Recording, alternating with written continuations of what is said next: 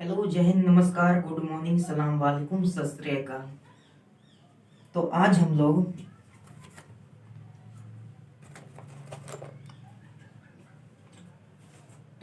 लोग पढ़ेंगे इस वीडियो में नागरिकता के बारे में।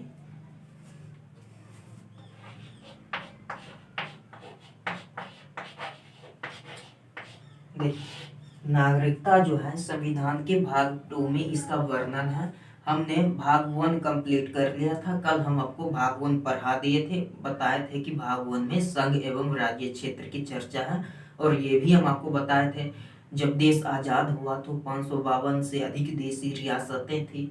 और हैदराबाद, जूनागढ़ और जम्मू कश्मीर के बारे में भी हम आपको बता दिए थे। और आपको बताए थे कि भाषा के आधार पर गठित होने वाला भारत का पहला राज्य वो था आंध्र प्रदेश। तो ये भी आपको याद रखना है। आज हम पढ़ेंगे नागरिकता के बारे में। जो भी देख रहे हैं वीडियो, यदि आप पहले क्लास नहीं देखे हैं तो वो भी जा करके देख लीजिए, शुरू से देखिएगा तब सही रहेगा।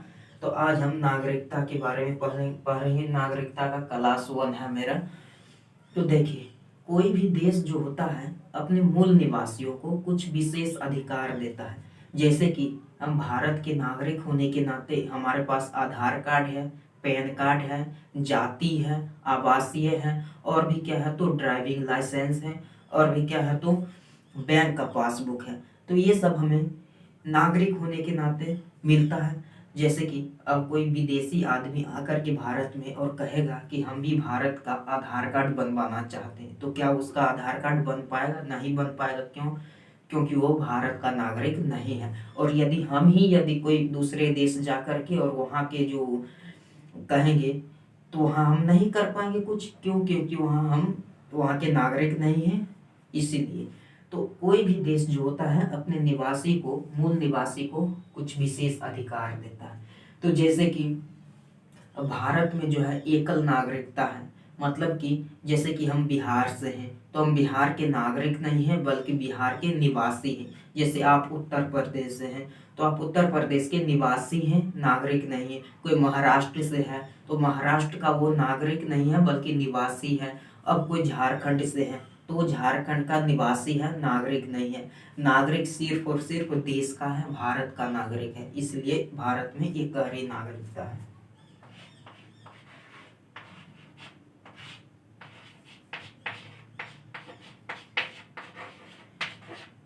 एकल नागरिकता।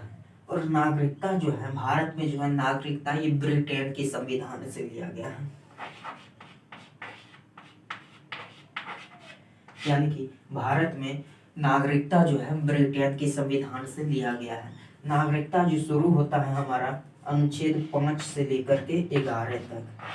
हम आपको बताए थे भाग 1 जो है 1 से लेकर के 4 तक है।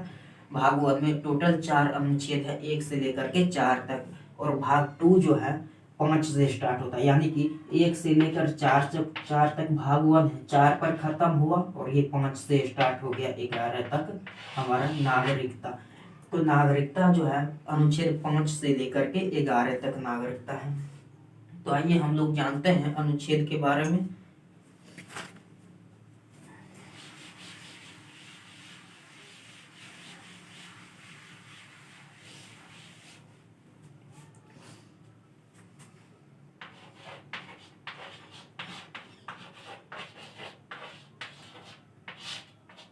देखिए, अनुच्छेद 5 में कहा गया है प्रारंभ में नागरिकता।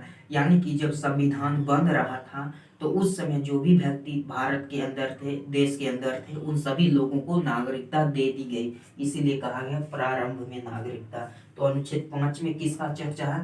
प्रारंभ में नागरिकता। जब संविधान बन रहा था तो उस समय भारत के अंदर जो भी लोग थे उन सभी को भारत की नागरिकता दे दी गई। और जब आगे पढ़ेंगे तो आपको हम बताएंगे नागरिकता प्राप्त करने की विधि के बारे में। पहला है जन्म के आधार पर, वंश के आधार पर। तो ये सब चीज के बारे में भी हम जानेंगे। तो पहले अनुच्छेद 5 में प्रारंभ में नागरिकता, उसके बाद अनुच्छेद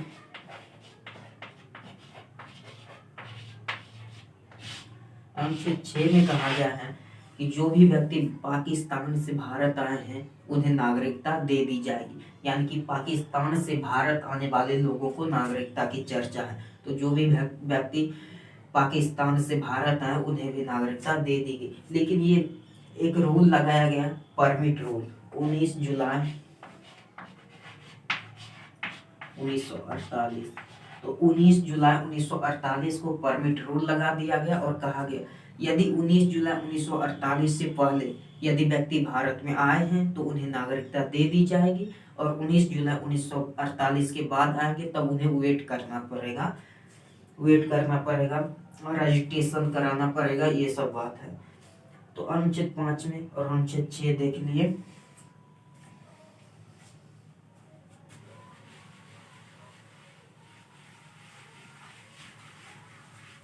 अब उसके बाद अनुच्छेद 7 में कहा गया है, अनुच्छेद 7 में कहा गया है कि जो लोग भारत से चले गए पाकिस्तान और पाकिस्तान से वापस लौट के भारत आएंगे तो उन्हें भी नागरिकता दे दी जाएगी। तो इसकी चर्चा है अनुच्छेद 7 में। अनुच्छेद 7 में भारत से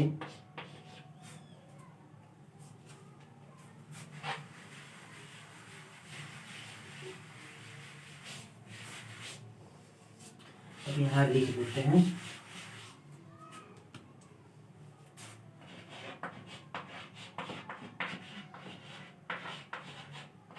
अनुच्छेद 7 में कहा गया है कि भारत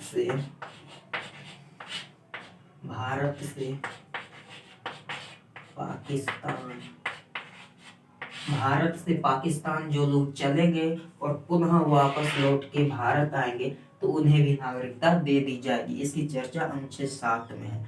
और अनुच्छेद 8 में कहा गया है,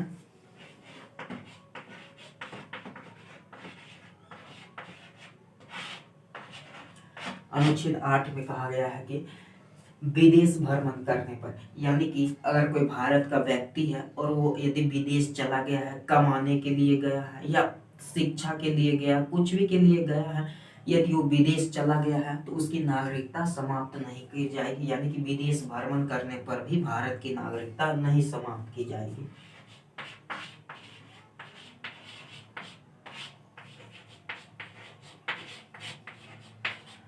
तो विदेश जाने पर नागरिकता नहीं समाप्त की जाएगी। और अनुच्छेद 8 में तो ये बात कही गई है कि विदेश जाने पर नागरिकता नहीं समाप्त की जाएगी। लेकिन अनुच्छेद 9 में कहा दिया गया है कि अनुच्छेद 9 में कह दिया है कि यदि आप विदेशी नागरिकता ले लेते हैं, यदि आप विदेश गए, शिक्षा के लिए गए, कमाने के लिए गए, कुछ भी गए, तो उसमें तो आपकी नागरिकता नहीं जाएगी। लेकिन यदि विदेशी नागरिकता आप ले लेते हैं तो आप भारत की नागरिकता समाप्त हो जाएगी। तो यही बात कहा गया है अनुच्छेद 9 में कि विदेशी नागरिकता लेने पर भारत की नागरिकता समाप्त हो जाएगी। और अनुच्छेद 10 में कहा गया है नागरिकता की सुरक्षा की बात की गई है।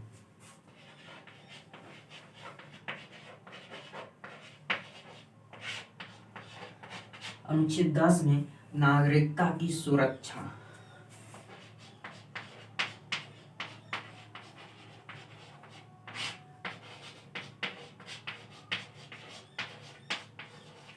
यानी कि नागरिकता की सुरक्षा की बात कही गई। जब तक कि कोई व्यक्ति देश विरोधी काम नहीं करता है तब तक उसकी नागरिकता नहीं छीनी जाएगी। तो नागरिकता की सुरक्षा की चर्चा है अनुच्छेद 10 में।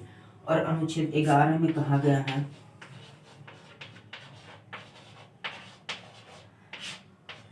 नागरिकता संबंधी कानून संसद बनाएगी। अनुच्छेद 11 में कहा गया कि नागरिकता संबंधी कानून संसद बनाएगी और यह अधिकार गृह मंत्रालय को दिया गया है। तो गृह मंत्रालय यानी कि नागरिकता संबंधी जो कानून, जो भी कानून है वो संसद बनाएगी और यह जो जिम्मेदारी है गृह मंत्रालय को दी गई है। यदि आप विदेशी नागरिकता लेते हैं तो आपकी नागरिकता समाप्त करनी है, रहनी है, तो ये सब गृह मंत्रालय के अधीन है।